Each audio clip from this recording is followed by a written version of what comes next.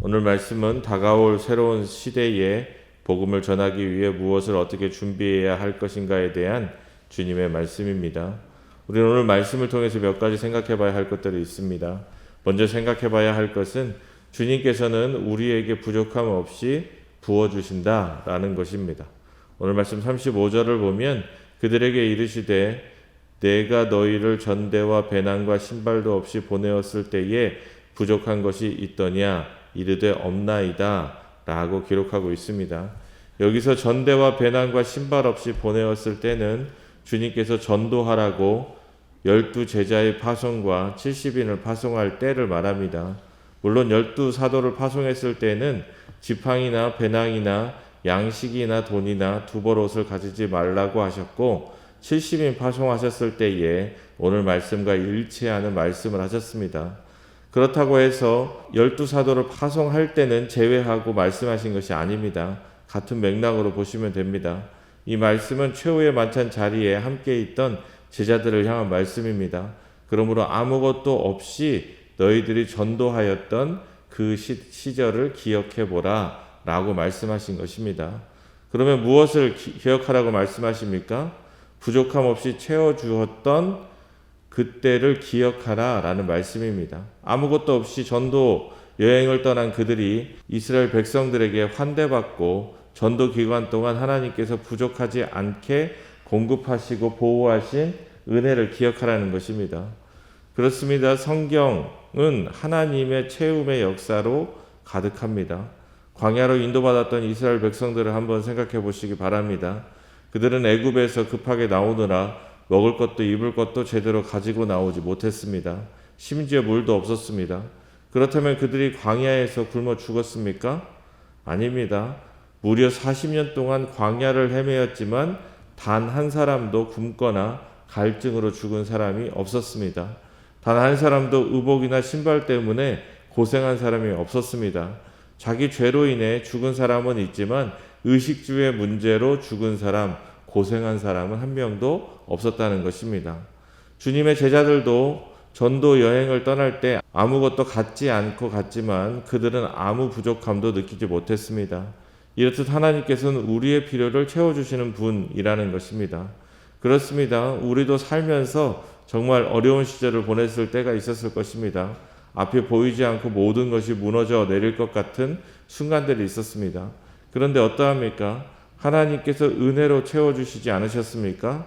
물론 나의 욕망만큼 채워지지 않았을지는 모르지만 우리가 살아가는데 부족함 없이 채워주셨기 때문에 지금 우리가 이 자리에 있을 수 있는 것임을 우리는 기억해야 됩니다. 그래서 주님은 염려하고 걱정하지 말라고 말씀하셨습니다. 들풀도 참새도 먹이시는 분이 너희를 먹이시지 않겠느냐라는 것입니다. 그러므로 먼저 그의 나라와 그의 의를 구하는 삶을 살아가라 라고 말씀하셨습니다. 그러면 모든 것을 너희에게 더하여 주실 것이다 라는 것입니다. 그렇습니다. 우리가 믿음으로 살아가는데 최대의 걸림돌이 무엇입니까? 바로 걱정입니다. 부족하면 어떻게 하지? 라는 삶의 걱정 때문에 믿음의 선택들을 하지 못할 때가 많습니다. 그런데 그 걱정들은 결코 채워지지 않습니다. 왜냐하면 만족할 수가 없기 때문에 그렇습니다. 그러니 그것에 몰두하다 보면 믿음의 삶은 뒷전으로 밀리기 마련입니다. 그러니 모든 것을 부족함 없이 채워주실 주님을 바라보며 우리는 믿음으로 나아가야 됩니다. 주님께서 믿음을 지키는 자의 삶을 책임져 주신다라는 것입니다. 그러므로 먼저 그의 나라와 그의 의를 구하는 삶을 살아가시기 바랍니다. 그러면 주님께서 부족함 없이 여러분들 삶의 필요를 채워주실 것입니다. 그리고 또 생각해 봐야 할 것은 복음을 위해 우리는 철저히 준비해야 한다라는 것입니다.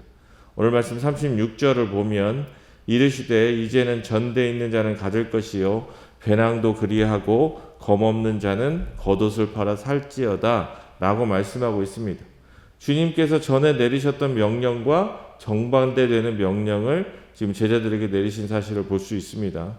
전에는 주님께서 전대나 배낭이나 신발을 가지지 말고 전도해라 라고 말씀하셨습니다. 그런데 이제는 전대나 배낭을 가지라고 말씀하고 있는 것입니다. 물론 이것은 이제 주님께서 세상을 떠나시기 때문에 스스로 자립할 단단한 각오를 가지라는 말씀입니다. 상황이 바뀌었습니다. 처음 전도 여행할 때만 해도 아무것도 없어도 주님께서 인기가 좋았기 때문에 사람들이 주님의 제자들을 환대했습니다. 그들의 필요를 채워주었습니다. 그런데 주님께서 십자가를 지고 난 이유는 어떻게 됩니까? 주님을 받아들이는 자는 박해를 감수해야 하는 상황입니다. 그러니 사람들이 환대하지 않을 것이 분명합니다.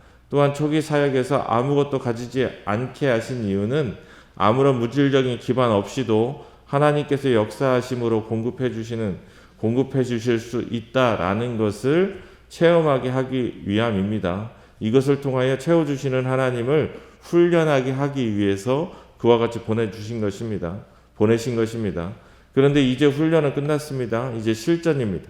하나님에 대한 신뢰를 배웠으니 이제 주님이 계시지 않는 적대적인 환경에서도 주님을 전하는 단계로 넘어가야 하는 것입니다. 오늘 말씀 37절을 보면 내가 너희에게 말하노니 기록된 바 그는 불법자의 동류로 여김을 받았다 한 말이 내게 이루어져야 하리니 내게 관한 일이 이루어져 감이니라 라고 말씀하고 있습니다. 주님이 죄인의 괴수처럼 여겨져 가장 잔혹한 십자가에 처형당하게 되므로 그를 따라다니는 제자들 역시 너희들도 죄인의 괴수처럼 여겨지게 될 것이다 라고 예고하신 것입니다. 그러므로 스스로 모든 준비를 갖추고 장차 닥칠 모든 상황에 능동적으로 대처하라는 의미의 말씀인 것입니다. 그렇습니다. 주님을 믿고 따르며 복음을 전하는 것은 결코 쉬운 일이 아닙니다. 과거와 같이 박해가 없더라도 우리는 세상 사람들이 따르는 삶의 방식을 거부해야 하기 때문입니다. 여가 생활을 즐기기 가장 좋은 주일 교회에 나와야 하고 예배해야 하고 지난 2달간 토요일에 시간을 내어서 전도한 것처럼 쉬는 날도 전도해야 합니다. 청소도 해야 되고 찬양 연습 때문에도 나와야 되고 식사 준비하는 데도 시간을 들여야 됩니다. 그런데 사람들은 어떻습니까? 자신의 욕구를 충족하기 위해 살아갑니다. 그리고 시대가 바뀌었습니다. 70년대, 80년대에는 교회를 세우면 금방 사람들이 몰려들었습니다. 그런데 지금은 어떻습니까? 신앙을 가지고 있던 사람들도 교회를 떠나는 상황입니다. 이와 같은 시대에 믿음을 끝까지 지키며 복음을 전하는 삶을 살아간다는 것은 결코 쉬운 일이 아닙니다. 그러므로 우리는 우리의 믿음을 지키고 믿음을 전하는 일에 철저히 대비해야 한다라는 것을 잊어서는 안 됩니다. 전도를 해보니 어떻습니까?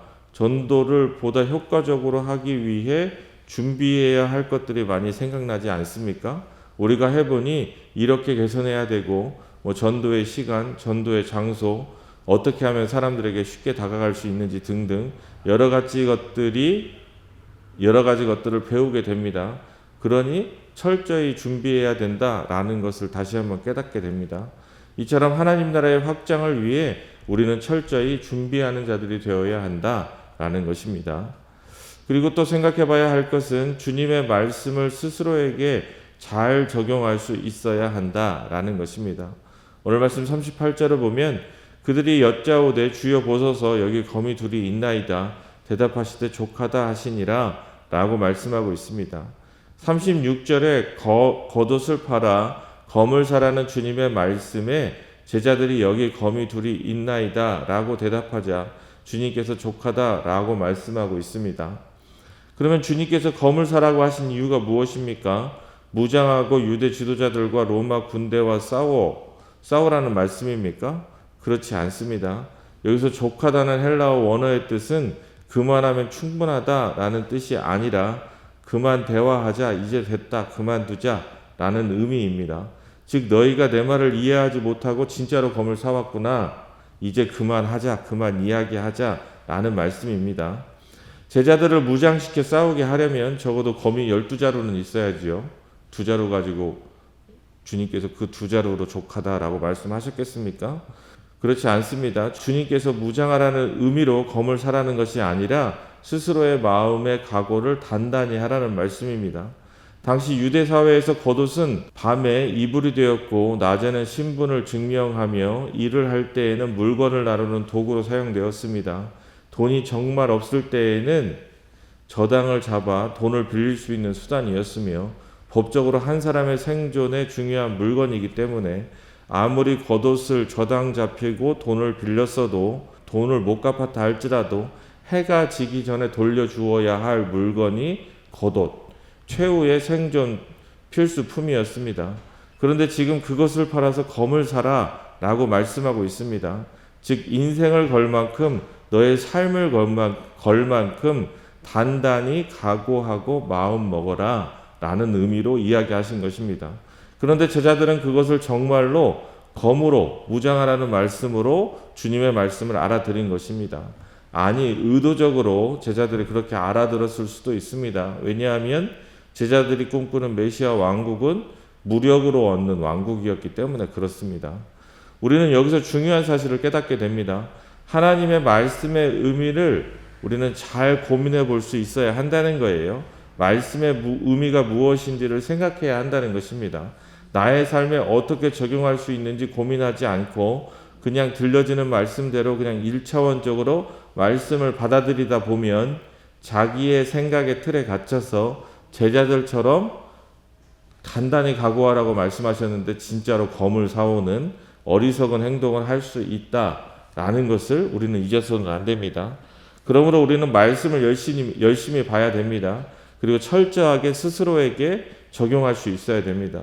하나님께 지혜를 구하며 말씀을 가까이에 하늘의 뜻을 깨닫고 믿음으로 살아가는 복된 저와 여러분 될 수 있기를 주님의 이름으로 소망합니다.